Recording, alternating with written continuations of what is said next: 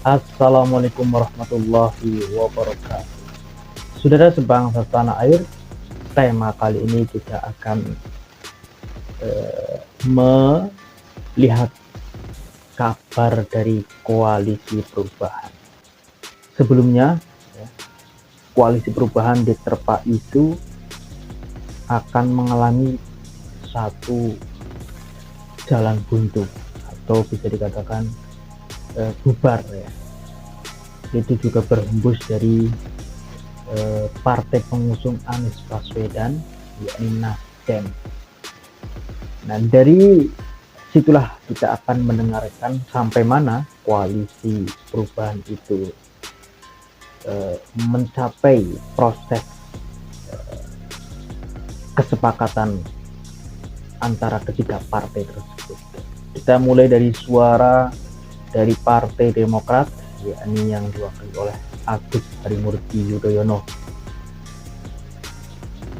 Ketua Umum Partai Demokrat Agus Harimurti Yudhoyono mengklaim menjadi yang pertama kali mewacanakan koalisi perubahan.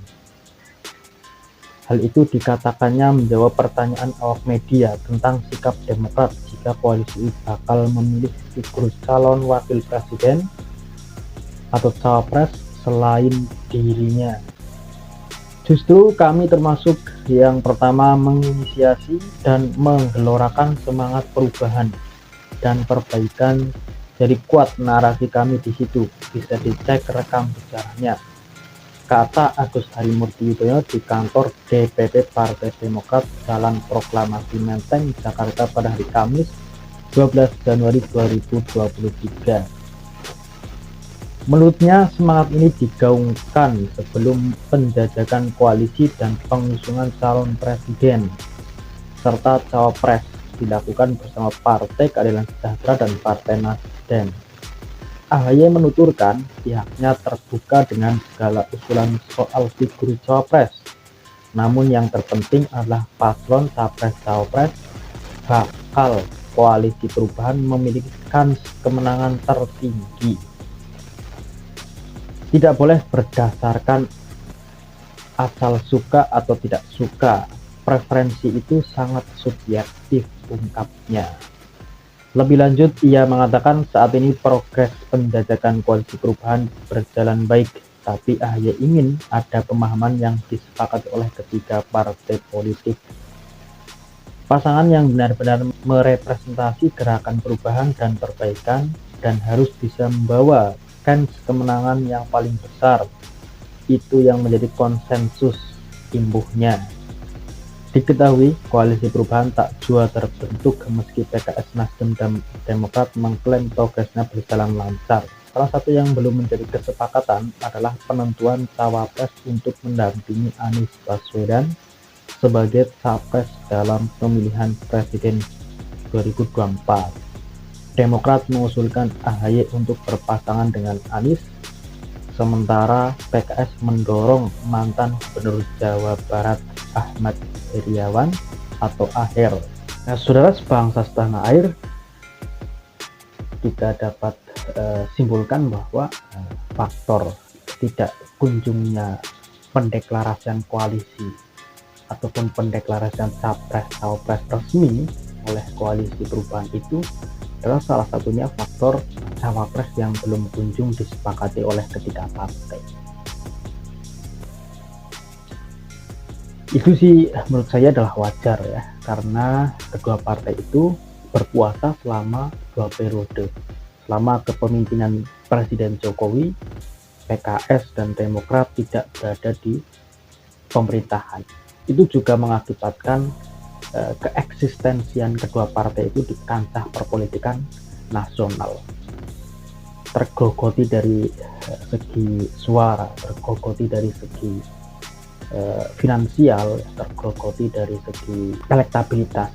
Nah, faktor itulah yang menyebabkan kedua partai ini masih bersikukuh untuk supaya kadernya menjadi pendamping Anies Baswedan di Pilpres 2024. Nah, saudara sebangsa setanah air, situasi itu tentunya menjadi dilema bagi Nasdem. Pasalnya,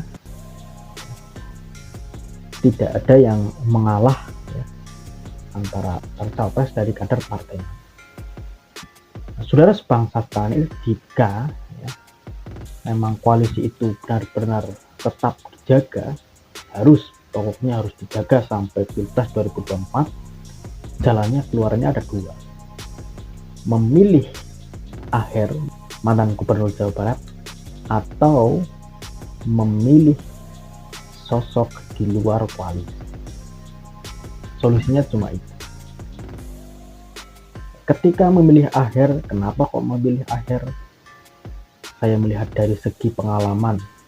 Aher pernah memimpin Jawa Barat, setidaknya mengantongi pengalaman yang tidak sedikit, sehingga bisa atau perlu ya, dipertimbangkan secara matang oleh Nasdem, bahkan oleh masyarakat, bahwa yang mendampingi Anies mempunyai pengalaman menjadi gubernur Jawa Barat.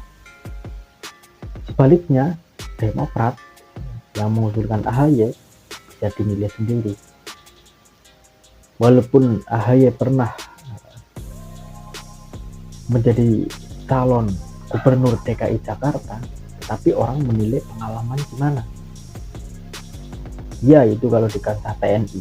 Tapi kalau di kancah perpolitikan juga perlu dilihat menjadi pertimbangan-pertimbangan bagi Nasdem ataupun bagi masyarakat luas. Saudara sebangsa setanah air, saya juga sedikit menyayangkan ya kepada Pak Susilo Bambang Yudhoyono, terutama kepada Partai Demokrat, yang tidak menyiapkan regenerasi sejak Pak Susilo Bambang Yudhoyono pada masa jaya-jayanya. Pak Susilo Bambang Yudhoyono pernah memerintah selama 2 periode. Itu tentunya menjadi waktu untuk menyiapkan regenerasi. Misalkan ketika Mas AHY waktu itu masih di TNI, dibawalah ke ranah politik, mengikuti kontestasi pilihan gubernur, wali kota, dan lain sebagainya. Jika itu ditakdirkan menang, maka itu sampai sekarang, kurun waktu dari masa kejayaan SBY sampai sekarang, itu tentunya mengantongi tidak sedikit pengalaman di dalam memimpin pemerintahan walaupun pemerintah daerah. Itu juga diperhitungkan ya, menjadi perhitungan sampai sekarang. Tetapi itu tidak dilakukan, mungkin banyak faktor ya. Pak SBY takut dicap melakukan dinasti politik. Tapi menurut saya bukan dinasti politik, itu hal yang menyiapkan regenerasi. Berbeda kalau dinasti politik, berbeda. Jika keputusan Nasdem memilih Aher, maka Demokrat harus legowo. Paling tidak ketika koalisi perubahan itu ditakdirkan menang, ya terimalah sebagai puncak pimpinan Demokrat menjadi menteri. Nah, disitulah ya, ajang menunjukkan Agus Harimurti Yudhoyono menjadi pemimpin dengan masuk di dalam kementerian, menunjukkan kinerjanya, menunjukkan karyanya, sehingga dengan sendirinya rakyat menilai Demokrat ini sudah kembali berjaya dengan dibawa oleh Agus Harimurti Yudhoyono. Mungkin itu sedikit tambahan dari saya. Terima kasih. Wassalamualaikum warahmatullahi wabarakatuh.